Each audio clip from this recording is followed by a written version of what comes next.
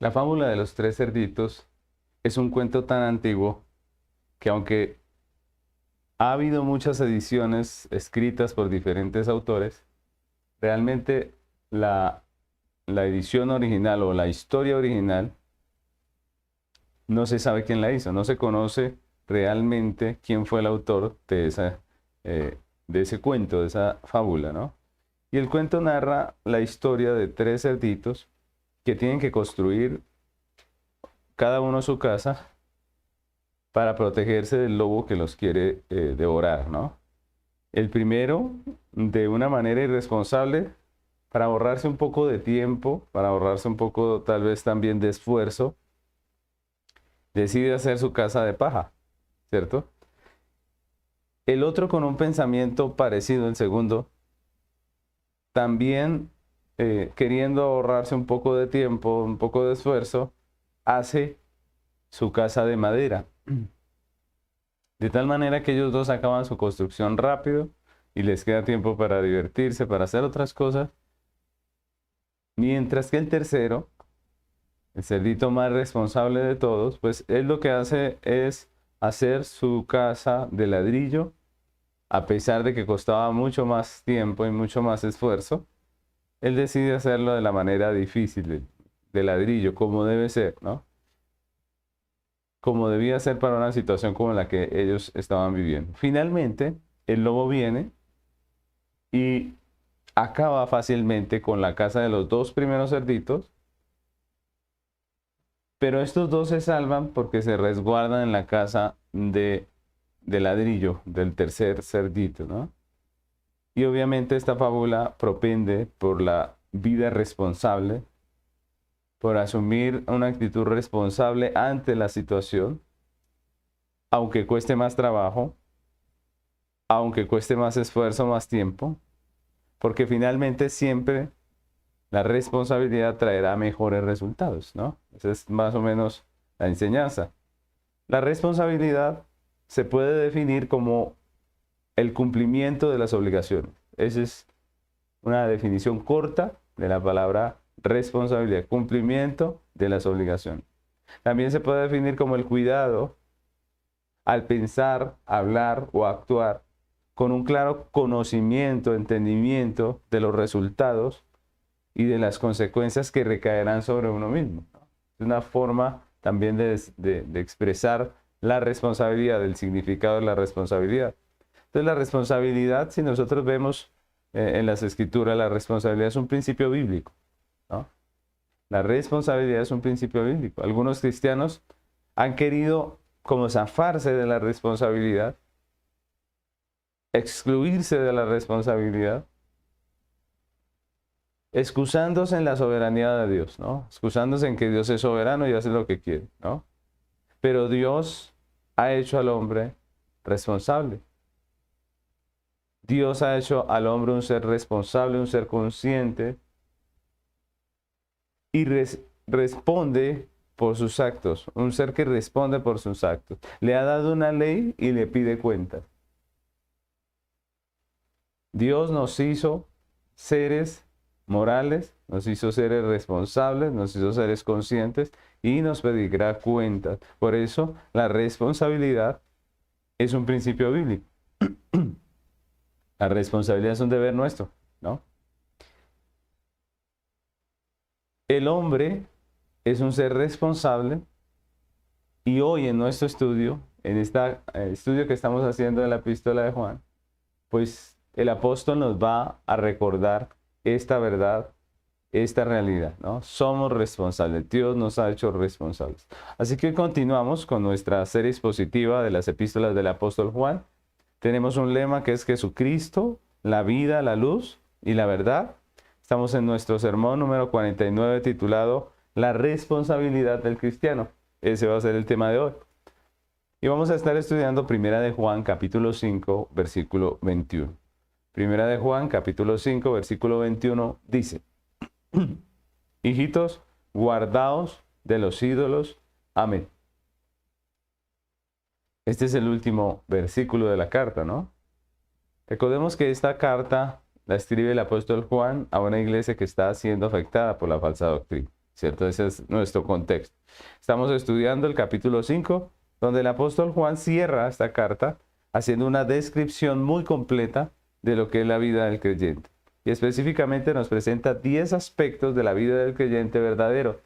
Recordemos que con estas bases que él nos pone, nos está dando discernimiento, haciendo entender la diferencia entre lo que es verdadero y lo que es falso, ¿cierto?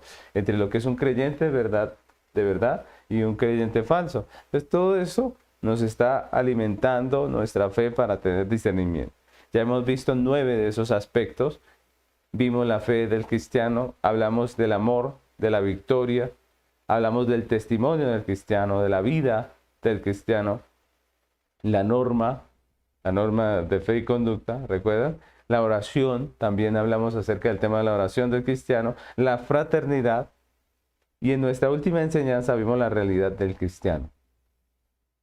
En este texto que nos corresponde estudiar hoy, el apóstol Juan lo que va a hacer es darnos el 10º y último aspecto de la vida del creyente que él dejó aquí en este capítulo, y es su responsabilidad. Nos va a hablar de ese tema de la responsabilidad del cristiano. Hoy terminamos, si Dios quiere, no solamente el capítulo 5, sino la carta completa. Ya nos quedaría la conclusión y comenzaríamos con segunda de Juan. Recordemos que el estudio de las epístolas de Juan. Ya empezaríamos con la segunda. Entonces, de hoy en 8 estaríamos hablando de la conclusión y en el próximo ya vendría a ser el comienzo de segunda de Juan. En el texto que nos corresponde hoy, que acabamos de leer, Juan nos habla de nuestra responsabilidad, recordándonos 3 particularidades del creyente como miembro de la iglesia. 3 particularidades con respecto a esa responsabilidad. Y hoy vamos a meditar en esas 3 particularidades, si el Señor nos lo permite, y vamos a reforzar un poco lo que es nuestro deber, nuestra responsabilidad delante de Dios como creyentes. Amén. Entonces vamos a comenzar. Lo primero que nos recuerda el apóstol Juan dentro de este texto que acabamos de leer, lo primero que podemos ver allí en ese texto, que es tan corto, ¿cierto? Es tan corto ese texto final, pero lo primero que vemos allí es que Juan nos habla de la posición del creyente. Juan empieza de esta manera, ¿no? En nuestro texto, Juan empieza diciendo, hijitos, ¿cierto? Hijitos, guardados de los ídolos, ¿no? Y esa palabra es muy conocida para nosotros que hemos estado estudiando la carta. Hijitos, ya a través de todo el estudio, el apóstol Juan la ha usado, de la manera en que él se expresa de los creyentes. Y recordemos que esa expresión nos habla de la posición del creyente, ¿no? De quién es el creyente, de cuál es la posición del creyente aquí en la tierra, ¿no? Ese es en sí lo que esta palabra nos transmite, la posición del creyente. Si nosotros notamos, esa palabra nos describe o nos habla acerca de los cristianos, y esa palabra abarca 3 aspectos muy importantes. Primeramente, es una palabra que nos habla de distinción, que es una distinción, una palabra que hace distinción, ¿no? Es decir, Juan no le está hablando a todo el mundo. Juan dirige su carta específicamente a un grupo, ¿no? A un grupo. ¿Cuál grupo? A los hijitos, ¿no? Hijitos, dice. No le está hablando a todo el mundo, le está hablando a la iglesia de Cristo, a los creyentes, a los miembros de la iglesia de Cristo. Y esa distinción, primeramente, nos recuerda que somos santos. Nos recuerda que somos santos.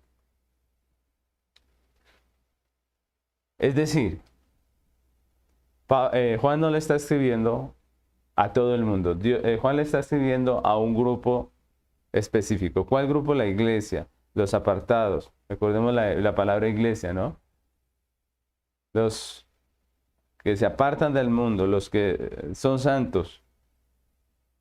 Pero no santo en el sentido de que no peca, ¿no? No santo en el sentido de que el pecado ni le toca, no. Sino que es santo en el sentido de apartado. La iglesia, los apartados, es a ellos a quien escribe Juan. Y es interesante esa palabra, ¿no? Juan le dice, hijitos o apartados, ¿cierto? Separados para Dios, es lo que está diciendo con esa palabra. Hijitos, nos recuerda que somos santos, una distinción que hace Juan. Y pues recordemos un poco que en toda la historia de redención el Señor nos ha visto como eso, como un grupo selecto, selecto en el sentido de que Dios nos eligió por su gracia, ¿cierto? Como un grupo aparte del mundo, ¿no? Éxodo capítulo 19, versículo 6 dice, y vosotros me seréis un reino de sacerdotes y gente santa. Otra vez la palabra santo. Y estas son las palabras que dirás a los hijos de Israel. La iglesia en el Antiguo Testamento también era un pueblo santo, diferente, distinto. Y en el Antiguo Testamento sí que podríamos hablar acerca de esa santidad, ¿no? De la distinción que hace Dios, de por qué Dios dice hijitos. Era un pueblo escogido, apartado entre las naciones, tenía costumbres totalmente diferentes, tenía unos mandamientos, unas leyes que no tenía ninguna otra nación. Y obviamente nosotros como creyentes, pues nos pasa exactamente lo mismo. Dios nos ha elegido, nos ha llamado y somos un grupo diferente. El creyente es diferente al mundo porque fue apartado para Dios. Esa es la realidad. A algunos creyentes les molesta, ¿no? Les molesta esa realidad porque ellos buscan parecerse al mundo. Ellos buscan congraciarse con el mundo, agradarles, vivir de acuerdo a sus parámetros. Pero eso es contrario a lo que Dios ha mandado en las Escrituras. Dios no nos ha dicho que nos revolvamos allí, que nos mezclemos, no. Todo lo contrario, Dios nos llama a vivir como un pueblo santo, un pueblo diferente. Recuerden lo que Juan dijo al respecto en unos versículos anteriores, en unos capítulos anteriores. En el capítulo 2, por ejemplo, en el capítulo 2, versículo 15 y 16 de la carta, primera de Juan 2, 15 y 16, dice, no améis al mundo, ni las cosas que están en el mundo. Si alguno ama al mundo, el amor del Padre no está en él. Porque todo lo que hay en el mundo, los deseos de la carne, los deseos de los ojos y la vanagloria de la vida, no provienen del Padre, sino del mundo. Es una clara distinción. Juan está diciendo, ustedes son hijitos, ustedes no son del mundo, ¿cierto? Y Juan dice, no amen al mundo, porque el que ama al mundo es enemigo de Dios. Y aquí Juan les recuerda a los creyentes que aunque vivimos en este mundo, no podemos amar ese sistema. Recuerden que el mundo es un sistema. Somos un pueblo santo apartado. Vivimos de una manera diferente, pensamos de una manera diferente, tomamos decisiones de una manera diferente, ¿cierto?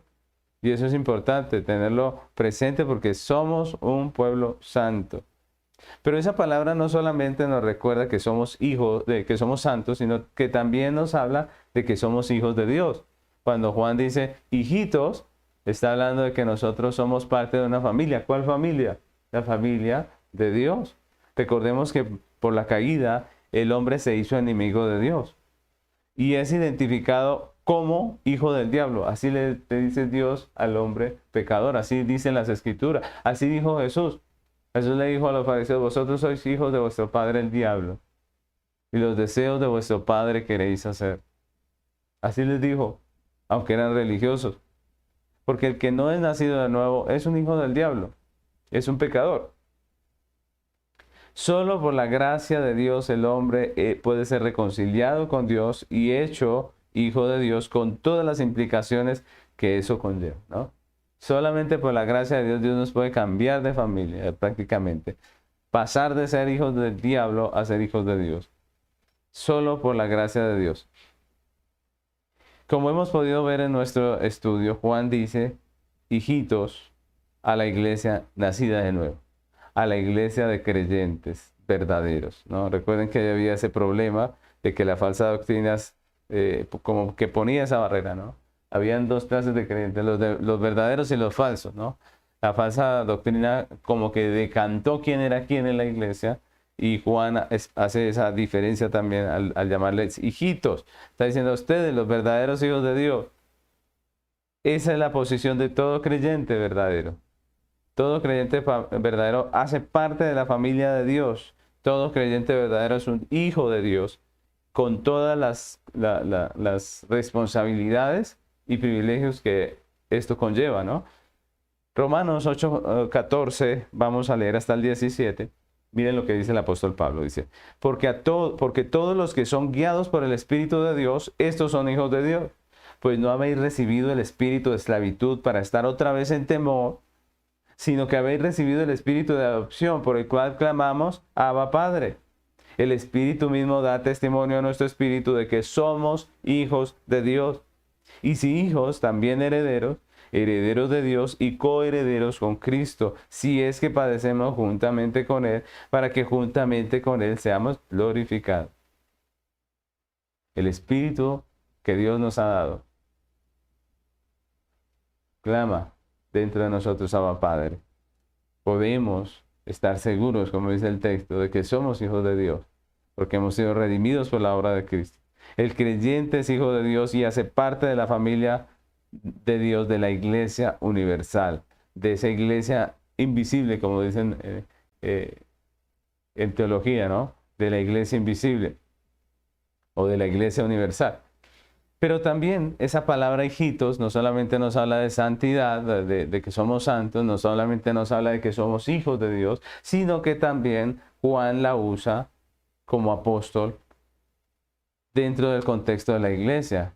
Él dice hijitos como si él, como que él es un padre espiritual o una autoridad que Dios ha puesto en la iglesia. Y esa es una palabra que la Biblia usa. Pablo le dice a sus discípulos, para vosotros yo soy su padre, ¿cierto? Su padre. Y esa es la realidad. Dios nos ha dado autoridades o padres espirituales. Cuando la Biblia nos habla, por ejemplo, honra a tu padre, nos dice el mandamiento, no se está refiriendo solamente al papá y a la mamá, sino que nos está hablando de todas las autoridades que Él nos pone, ¿no?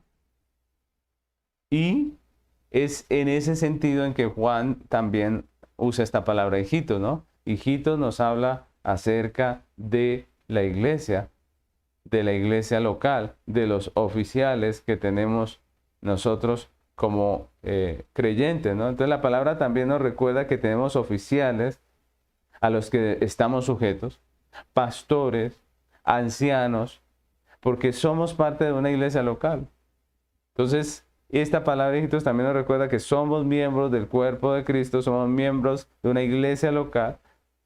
Dios nos ha dado un lugar, Dios nos ha dado un propósito, una función dentro de ese cuerpo, y no es casualidad. Estamos donde estamos por la gracia de Dios, porque Dios nos guió, porque Dios nos puso, ¿no?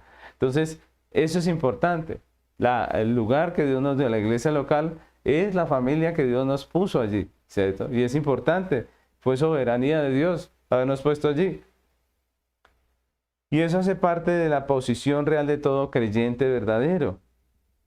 Miren, nosotros no podemos expresar la fe sino dentro de una iglesia local. No podemos estar sujetos sino dentro de una iglesia local, siendo miembros. A algunos les fastidia el asunto de la membresía.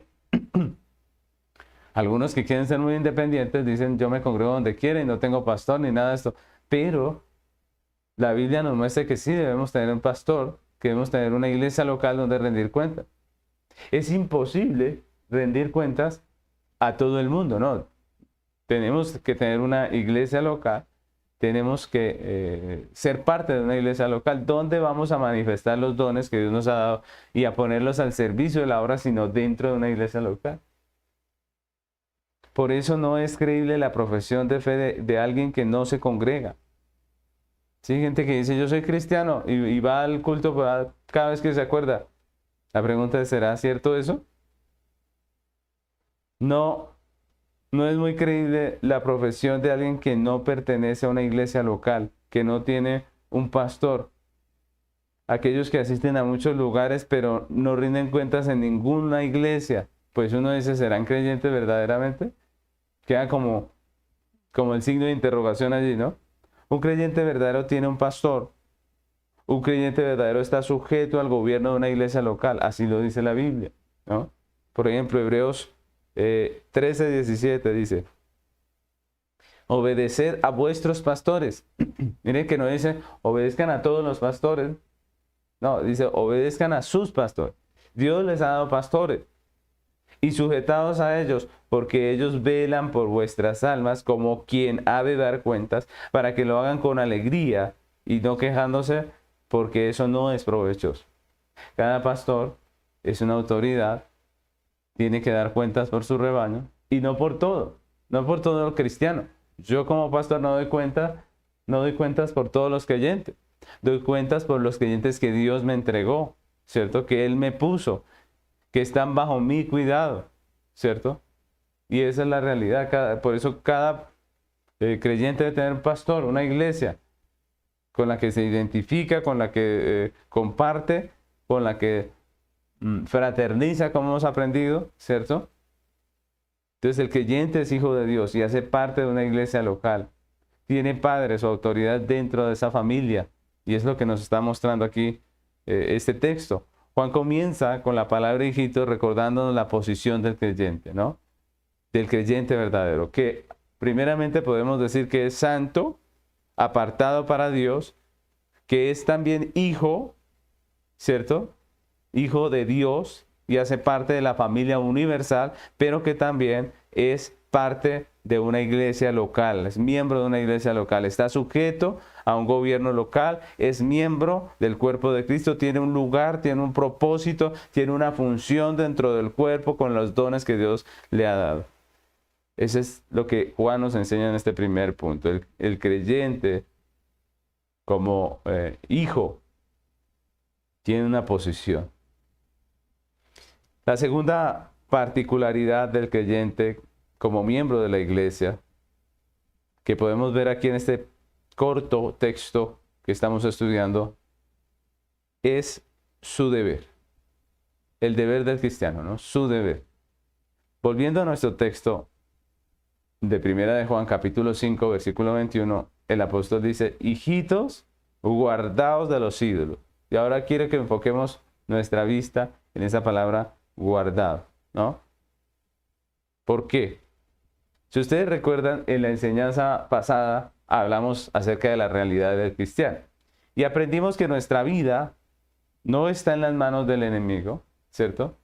Sino en las manos del Dios vivo, en las manos de nuestro Dios, ¿cierto? En las manos del Todopoderoso. Y básicamente vimos aspectos de la soberanía de Dios que nos llenan de paz y seguridad, ¿no? O sea, el que escuchó, el que escuchó la enseñanza pasada puede estar seguro, si es un cristiano, puede estar seguro que Dios le guarda, ¿no? Eso fue lo que aprendimos. Aspectos de la soberanía de Dios que nos dan seguridad. La realidad del creyente es que está seguro en Dios, en Cristo, ¿no? Dijimos que no importa cuán duros sean los ataques de los enemigos de la iglesia, ¿cierto? Por la soberana gracia y el poder de Dios, el creyente está guardado de la carne, del maligno y del mundo. Dios le guarda de la carne, del maligno y del mundo. Cristo le guarda. ¿Recuerdan? Esa fue la enseñanza. Vimos aspectos de la soberanía de Dios. En este texto que estamos estudiando hoy, Juan nos va a mostrar la otra cara de la moneda, es decir, la responsabilidad del creyente. Recordemos que esas dos son doctrinas bíblicas, son doctrinas reales y no se contradicen. Algunos piensan que lo uno no podría ser si lo otro es verdad, pero no es así. Esas dos doctrinas aparecen en la Biblia, no se contradicen y Juan nos lo está recordando en este texto. ¿Cuáles doctrinas? La soberanía de Dios y la responsabilidad del hombre. Esas dos doctrinas van de la mano, están juntas, aparecen ahí en la Biblia, las dos son reales y la una no anula la otra, ¿cierto? Dios es soberano, pero el hombre es responsable, lo hemos visto.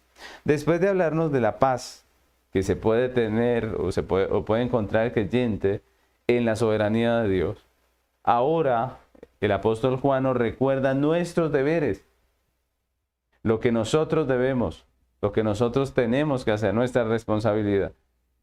Dios es soberano, pero el hombre es responsable. Y si eso es así, la pregunta es, ¿cuál es el deber o la responsabilidad del creyente de la que nos está hablando aquí el apóstol Juan en este texto? Miren que este es el segundo punto de esta enseñanza y que se titula el deber. La pregunta es, ¿cuál es el deber que nos está mostrando allí el apóstol? El apóstol habla del deber del creyente frente al pecado. ¿Cuál es el deber del creyente frente al pecado? Guardarnos, ¿no? En este segundo punto quisiera que prestáramos atención a esa palabra, guardarnos, ¿no? El apóstol está usando una palabra que es importante, guárdense, les dice. La orden es puntual, ¿cierto? El apóstol dice enfáticamente, guardaos de los ídolos, ¿cierto? Guardaos.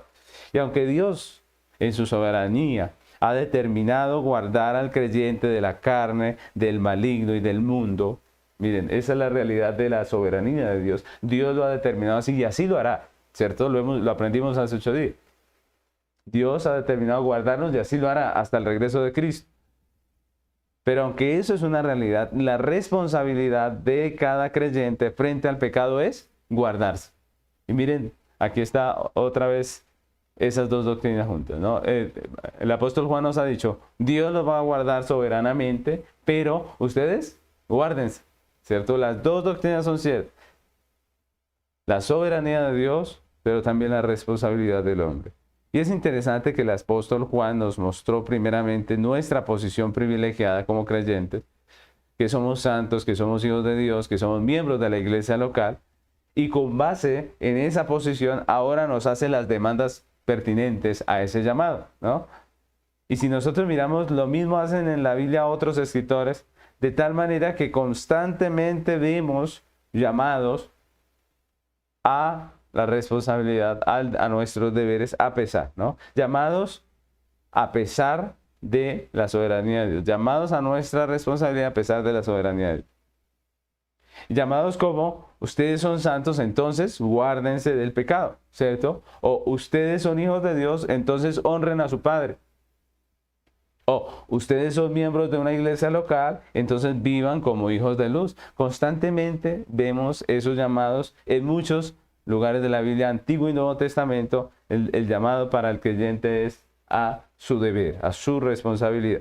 Un ejemplo de esto lo tenemos en el apóstol Pablo y en sus cartas. En sus cartas constantemente está primeramente reforzando la doctrina o enseñando la doctrina bíblica del Evangelio de la gracia de Dios, ¿cierto?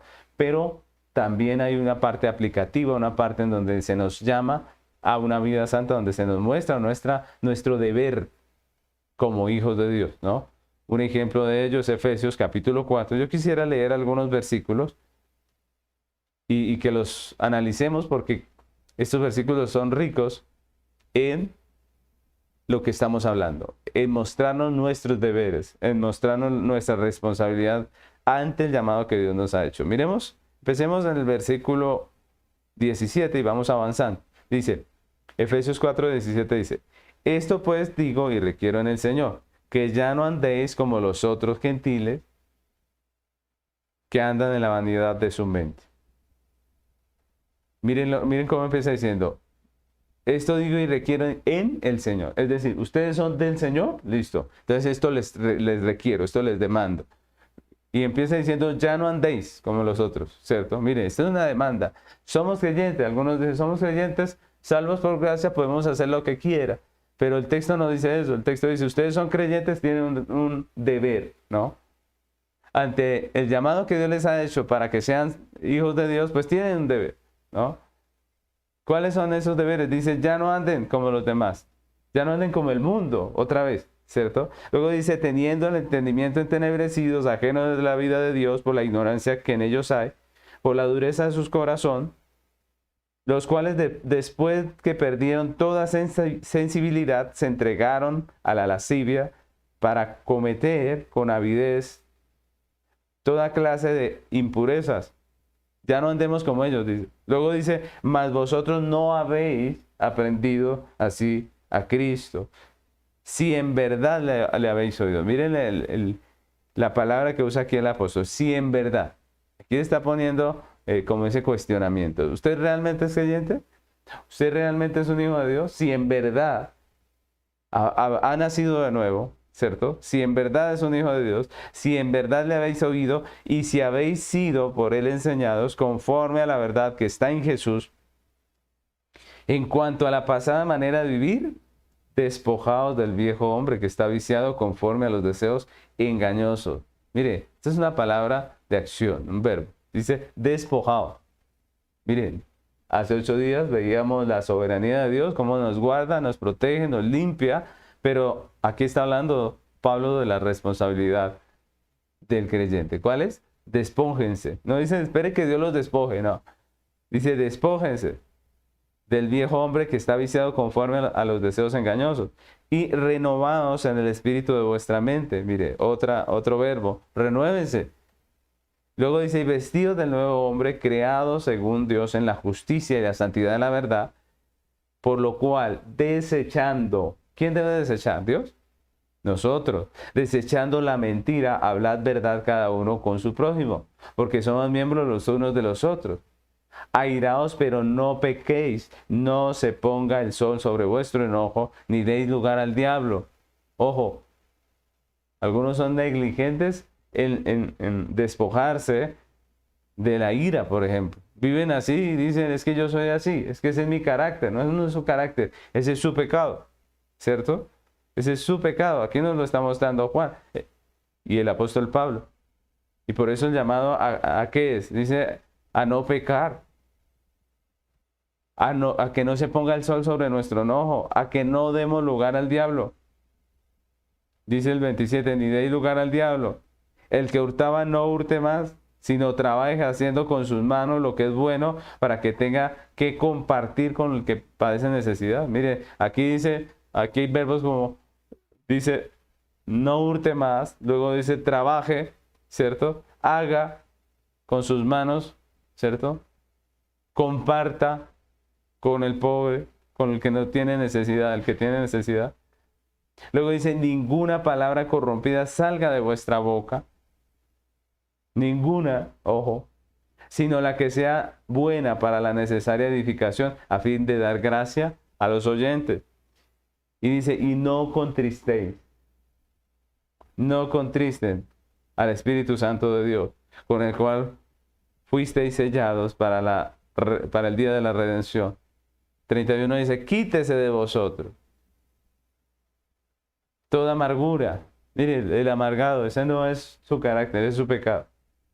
Enojo, ira, gritería y maledicencia y toda malicia. Antes sed benignos unos con otros, misericordiosos, perdonándoos unos a otros, como Dios también os perdonó a vosotros en Cristo.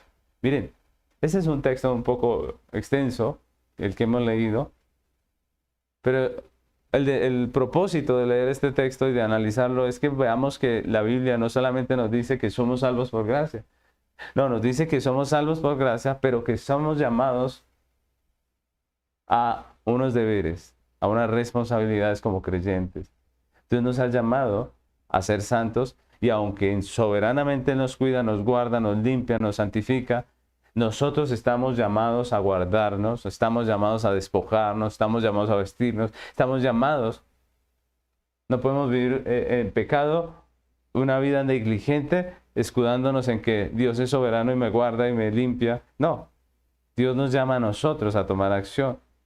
Yo les pregunto, en todo esto que hemos leído, les pregunto, ¿tenemos nosotros deberes como creyentes? ¿Cierto que sí? ¿Cierto que muchos? La respuesta es obvia. En este texto hay por lo menos 18 verbos con los que el Señor nos exige acción en procura de nuestra santificación y en contra de nuestro pecado. El apóstol Juan nos está enseñando a ser responsables con nuestra fe. Debemos ser responsables con nuestra fe. No podemos, como hacen muchos hoy en día, excusarnos en la soberanía de Dios para ser negligentes con nuestra santificación. Eso está mal, eso es equivocado. Eso trae consecuencias dolorosas. Como cristianos no estamos llamados a vivir una vida dolorosa, de aflicción por causa de nuestro pecado. No, se nos ha llamado a vivir una vida en victoria plena contra el pecado, que nosotros podamos disfrutar de la vida en esta tierra viviendo en santificación. El pecado trae consecuencias amargas, duras, difíciles. El pecado lastima no solamente nuestra propia vida, sino la de nuestro prójimo. El pecado daña los hogares, destruye las familias. No podemos ser negligentes como creyentes, decir soy cristiano, pero de una vida negligente, sin cuidarnos, sin guardarnos, sin hacer lo que debemos hacer. Estamos llamados a accionar en contra del pecado. El apóstol Juan nos lo dice. Hijitos, guardaos. Después de habernos enseñado toda soberanía de Dios y cómo estamos protegidos, guardados en Él. Luego dice, hijitos, ustedes tienen una responsabilidad. No es para que se queden quietos. Ustedes tienen una responsabilidad, guárdense de los ídolos. Este segundo punto es muy importante porque nos recuerda nuestros deberes. Primeramente, Juan nos habló de nuestra posición. Somos hijos de Dios, somos santos, somos miembros de una iglesia. Pero segundo, nos recuerda nuestro deber. Estamos llamados a guardarnos. Estamos llamados a santificarnos, a hacer morir, a despojarnos. Estamos llamados a hacer en contra de nuestro pecado y en favor de nuestra santificación. La tercera particularidad del creyente como miembro de la iglesia que podemos ver en este pequeño texto es su adoración. Y aquí hay una parte que es muy importante y es la adoración del creyente, cómo debe ser. Aquí lo está mostrando Juan, ¿no? Volvamos a nuestro texto del versículo 21, dice, hijitos guardados de los ídolos, amén. Guardados de los ídolos, amén. Enfoquémonos ahora en la demanda que hace Juan específicamente. Porque él dice guardados, pero dice guardados de un pecado específico. ¿Cuál es ese pecado específico? La idolatría, ¿cierto? La idolatría es la adoración que se rinde a cualquier persona, a cualquier animal, a cualquier posesión, a cualquier objeto, a cualquier cosa que no sea Dios. Adorar cualquier cosa que no sea Dios es pecado. ¿Por qué? Porque la adoración únicamente es debida a Dios. Solamente. La adoración es para Dios. Solamente debemos adorar a Dios. Por eso debemos rectificar esa palabra que muchos andan por ahí diciendo que adoran hasta el perro, ¿no? Pero la adoración es debida a Dios. Dios es el único que debe ser adorado. Éxodo 20, versículos 3 al 6, en los mandamientos empiezan de esta manera, mostrándonos que Dios es único y que Dios es celoso.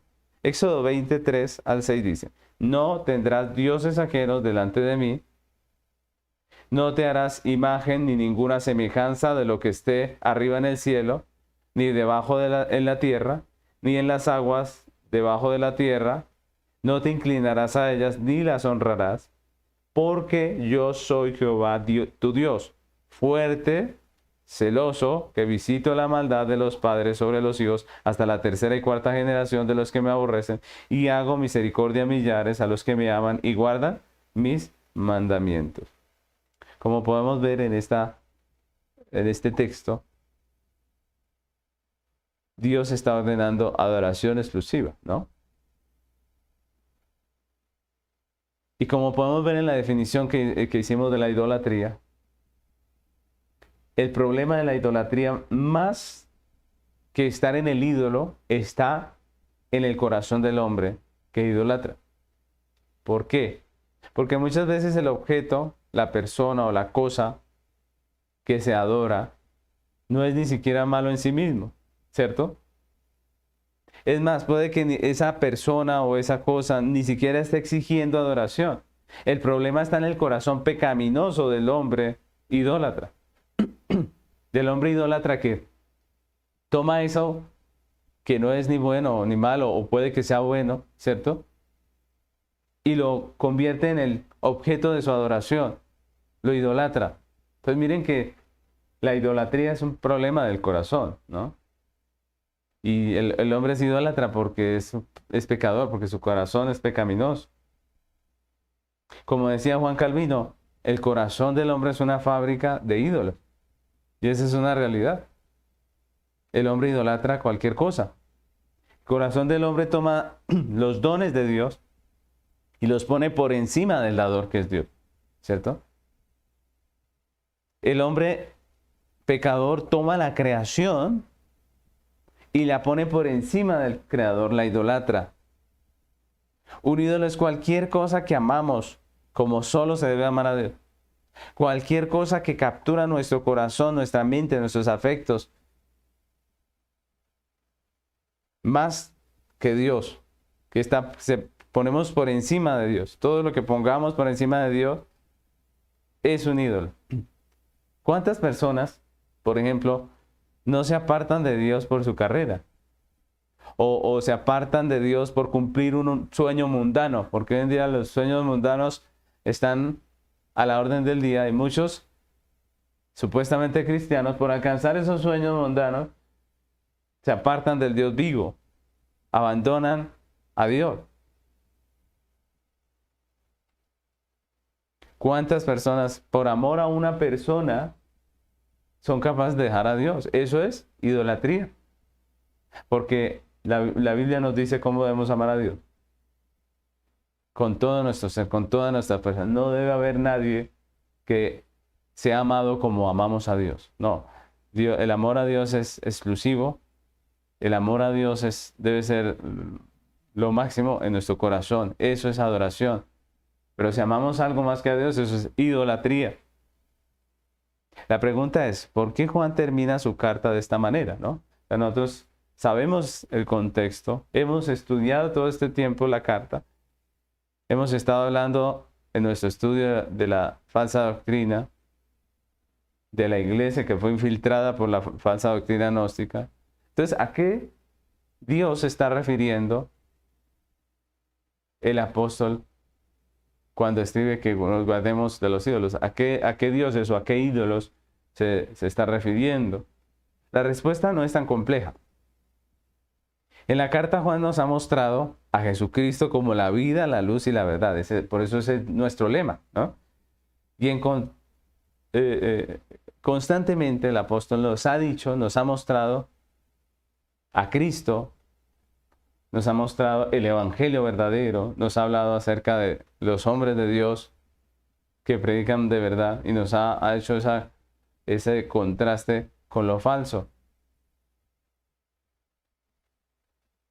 Juan ha hecho un contraste de Jesús y su evangelio y la falsa doctrina gnóstica, que a pesar de que se disfraza de cristiana, de una doctrina cristiana, realmente es muerte, es tinieblas y es falsedad. Todo lo contrario a lo que es Cristo, ¿no?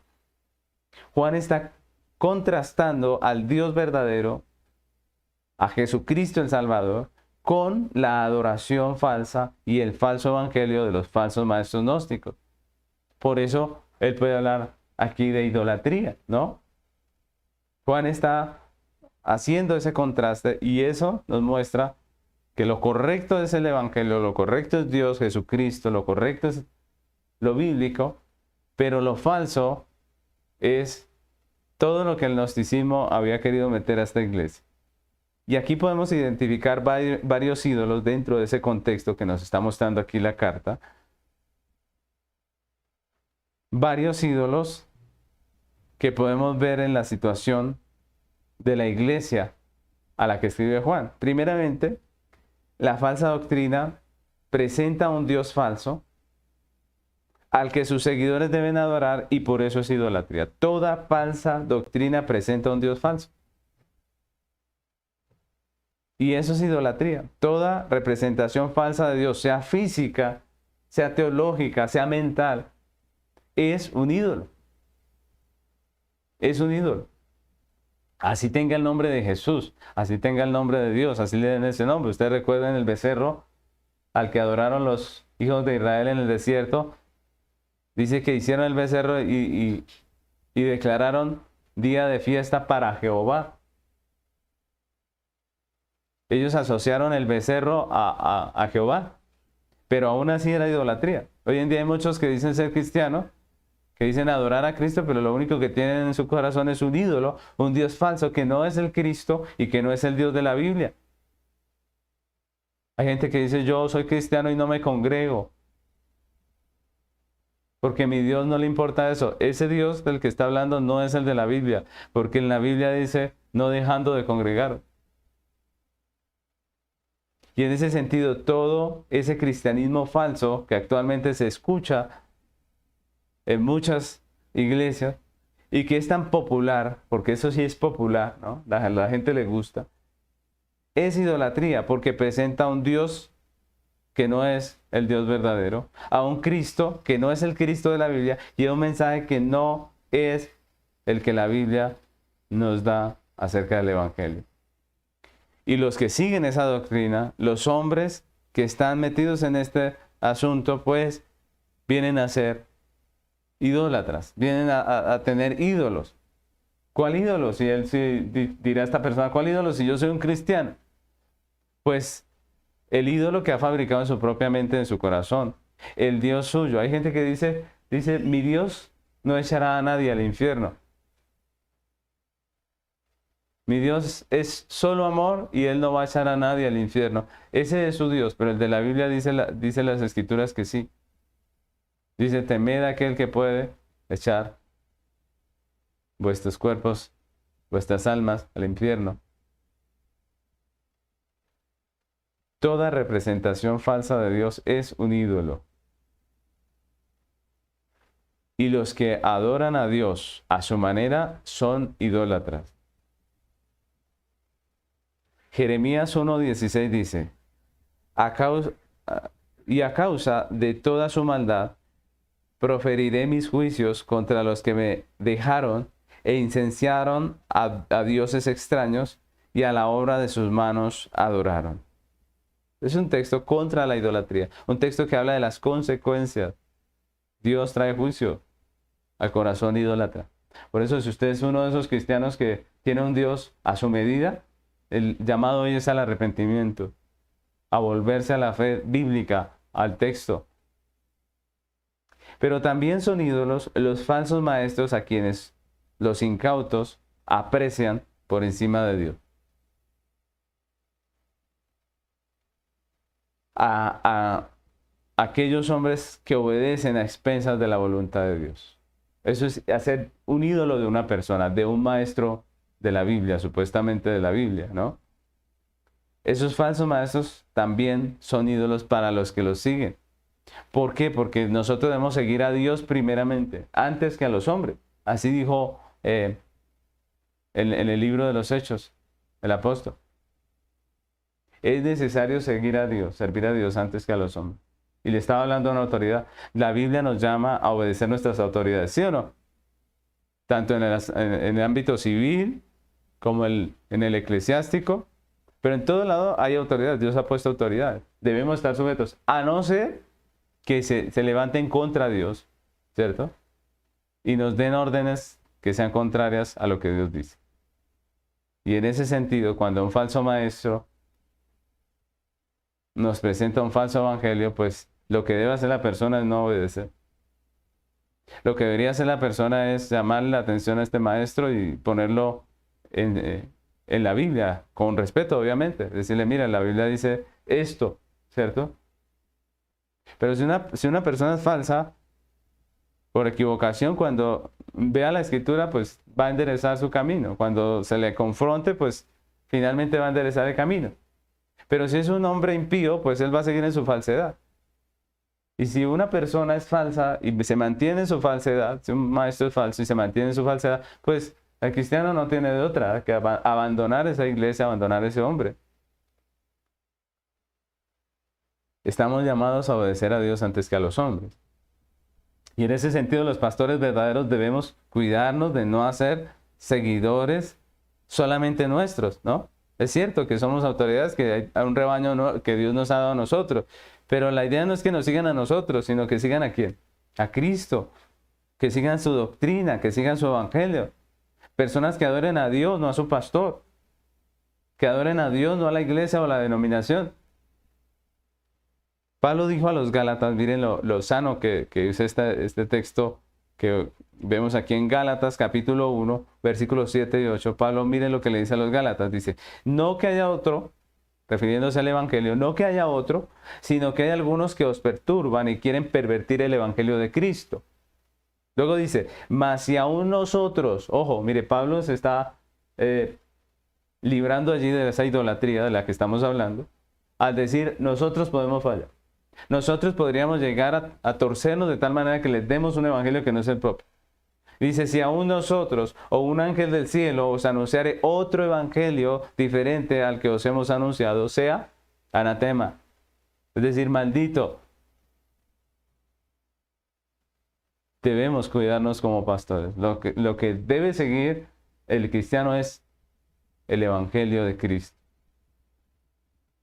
Y también son ídolos dentro de ese contexto todos aquellos que ponen, todo aquello que ponemos por encima de la revelación de Dios. Todo aquello que ponemos por encima de la revelación de Dios. En el contexto de la falsa doctrina que vemos allí, pues los gnósticos consideraban la filosofía griega, la filosofía del mundo, superior a la revelación de Dios. Es decir, la norma de fe y conducta para ellos no era la Biblia. Y de la misma manera muchos cristianos hoy en día han dejado de apoyar su fe en las Escrituras y han puesto cualquier cosa como su norma de fe. Han puesto la ciencia, las ideologías del mundo, sus emociones, las revelaciones de fulano, de aquel otro, como su norma de fe. Y eso es idolatría, porque la única norma de fe es la palabra de Dios. Nosotros seguimos a Dios porque le adoramos, porque Él es nuestro Dios. Si para nosotros la norma de fe es las palabras de cualquier otro y no las de Dios, pues estamos idolatrando. La pregunta es, ¿cuál es la norma de fe y conducta para el cristiano de hoy en día? ¿No? Muchos han dejado la sabiduría bíblica por el humanismo. Muchos hacen razonamiento. En vez de, cuando tienen que tomar una decisión o dar un consejo, no aconsejan o no toman la decisión con la Biblia, sino con humanismo, ¿no? ¿Qué será lo bueno? ¿Usted qué me aconseja? Fulano dice esto. ¿Qué día escuché por la televisión al psicólogo no sé qué y me dijo que hiciera aquello? ¿Cierto? Muchos siguen la psicología para crear a sus hijos. Aténganse a las consecuencias. Porque la norma de fe y conducta para el creyente es la Biblia, la palabra de Dios. Dios exige al creyente obediencia a su palabra. Y el creyente debe tener la palabra como su norma de fe. ¿Cuántos cristianos son guiados por el misticismo que les enseñaron sus líderes, pero no por la palabra? ¿Cuántos cristianos no tienen miles de cuentos que no le constan? Que no sabe si son reales o no, simplemente los contaron y se los contaron y siguen contándolos ellos para excusarse, para hacer cosas, para desobedecer muchas veces a Dios. Mis hermanos, tenemos que volver a las Escrituras. Y en este texto Dios exige al creyente adoración exclusiva. ¿Por qué? Porque solo Él es Dios. Y Él es celoso, Él no comparte su gloria con nadie. Isaías 44:6 dice, vamos a leerlo hasta el 9.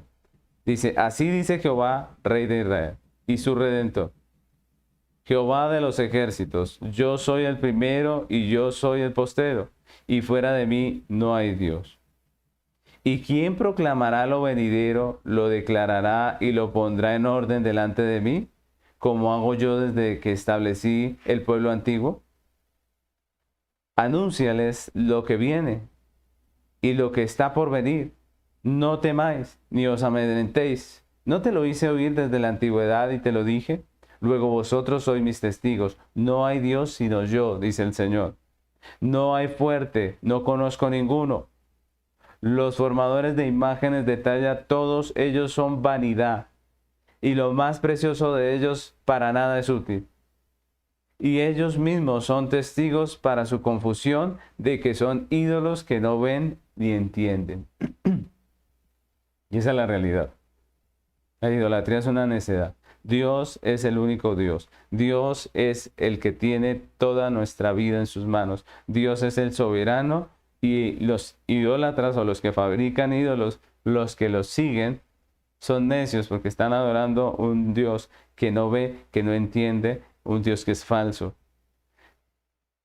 La pregunta es cómo es que el hombre hace ídolos si es algo tan necio y tan tonto. Pues el mundo, en su deseo de negar a Dios, porque el mundo es pecador, el hombre es pecador, en su deseo de negar a Dios, termina siendo ídolo, ¿no? El hombre hace dioses a su voluntad, ¿no? El hombre niega la justicia, la verdad de Dios y se engaña a sí mismo, o entre comillas se engaña, ¿no? fabricando en su corazón dioses a su medida, a su antojo. Por eso la gente dice, mi Dios no es así. No, su Dios es un ídolo que usted fabricó en su corazón. Pero el Dios de la Biblia sí es como dice la Biblia, ¿cierto? Por eso Dios llama a su pueblo a ser responsable con su fe y a tomar medidas para no amoldarse a la idolatría del mundo. Por ejemplo, miren Éxodo 34, 12 al 17.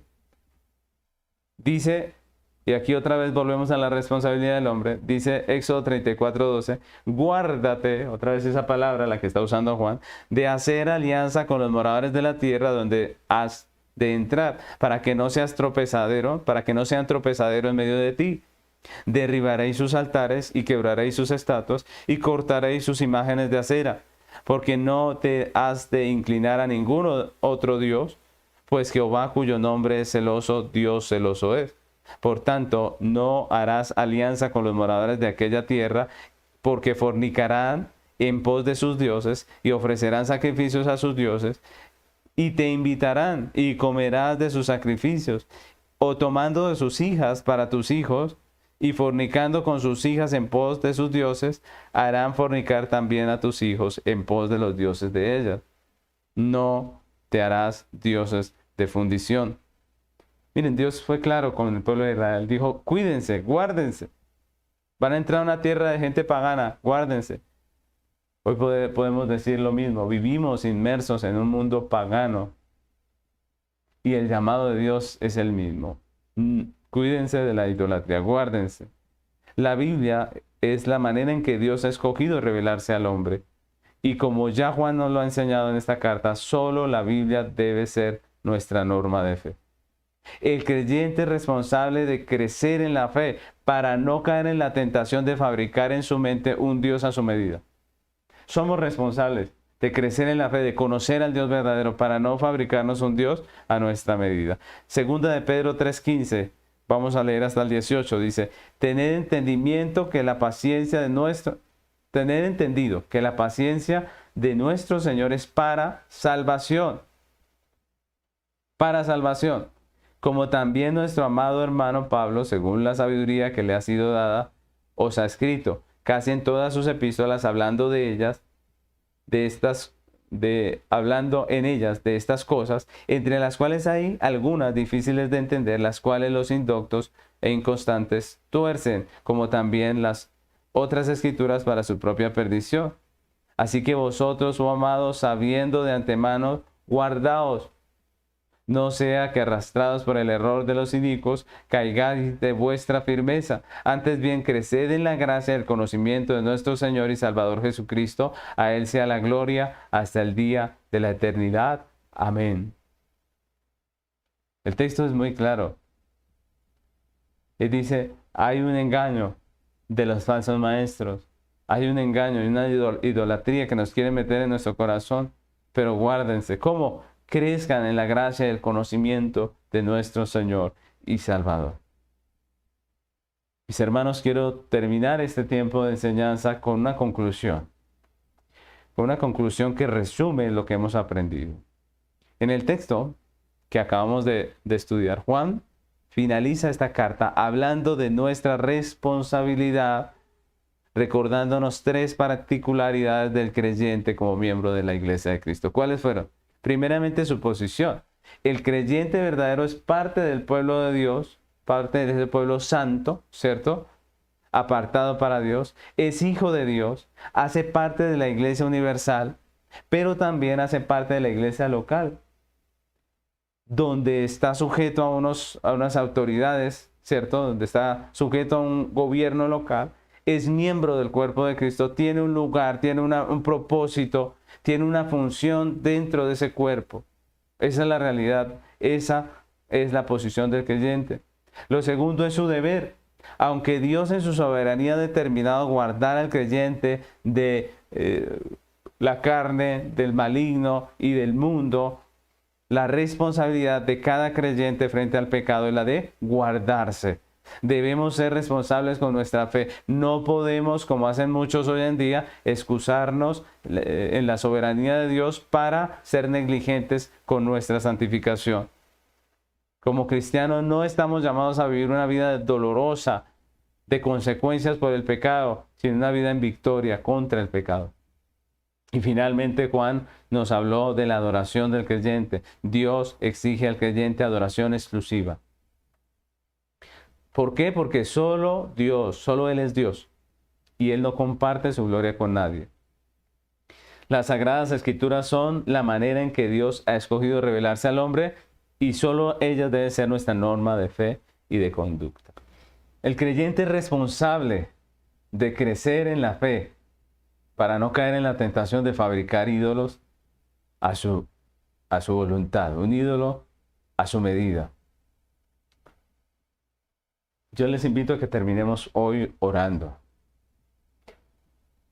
Que terminemos este tiempo agradeciendo a Dios por la posición que nos ha dado, pidiéndole que nos ayude a cumplir nuestros deberes y que nuestro corazón solamente le adore a Él, que podamos vivir solamente para Él, para su gloria.